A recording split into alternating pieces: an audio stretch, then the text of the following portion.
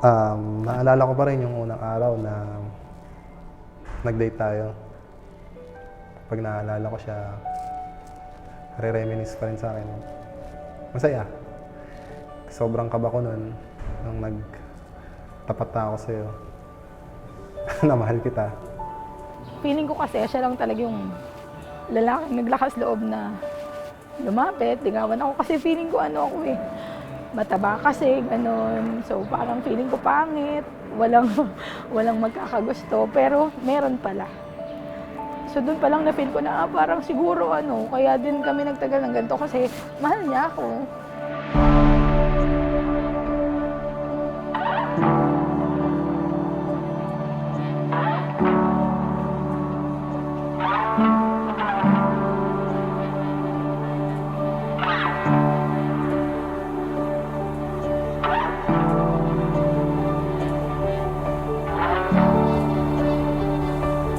Lilibet, bukal ba sa iyong labay pagparito upang makaisan dibdib si Chris na iyong pagilingkuran habang buhay?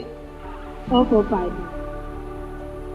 Chris, bukal ba sa iyong labay pagparito upang makaisan dibdib si Lilibet na iyong pagilingkuran habang buhay? Opo, Padre.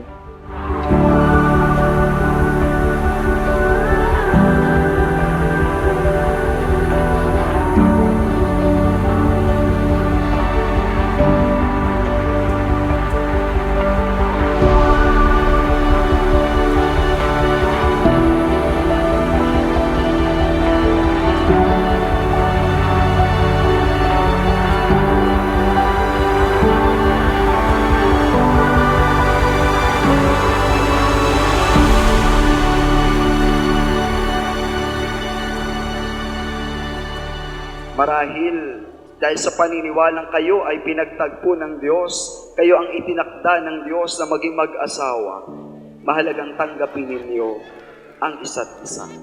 Hindi lamang yung kalakasan o kagandahan ng pag-uugali, kundi anuman ang pagkatao ng bawat isa. Tanggapin ninyo ang isa't isa dahil mahal niyo ang isa't isa.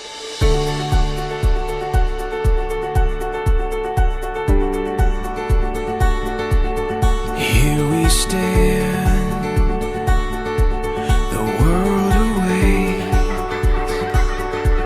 We'll let the stars tonight light the way. Mabait si Chris tahimik. Tapos, pag galit yan, alam ko yan, tahimik lang siya talaga. Hindi kakausapin.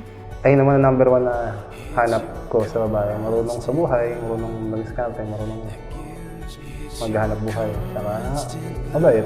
Mahalaga yan. Basta sobrang pasensyoso.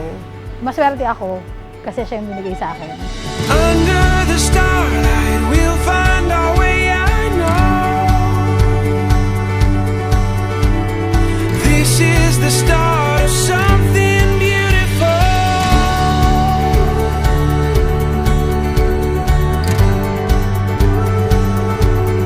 When the Beb, ito na ang araw na pinakahintay natin. Nakakaba pero at the same time, exciting dahil papasok na tayo sa panibagong yugto ng ating buhay.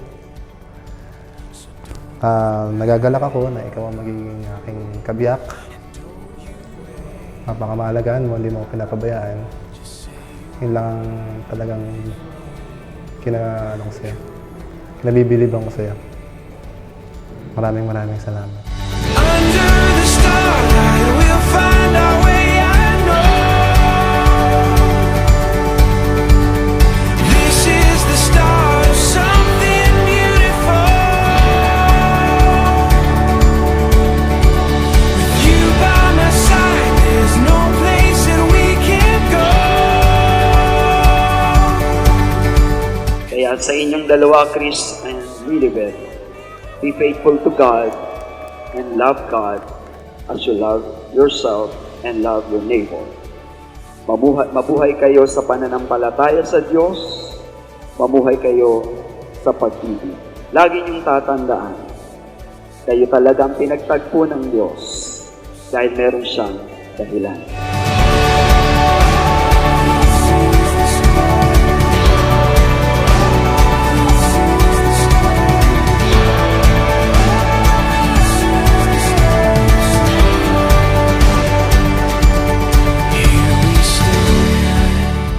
hintayin mo ako dun sa dulo ng altar. Kasama na tayong tatanda. Sa hirap at ginawa, magsasama tayo at bubuo ng pamilya.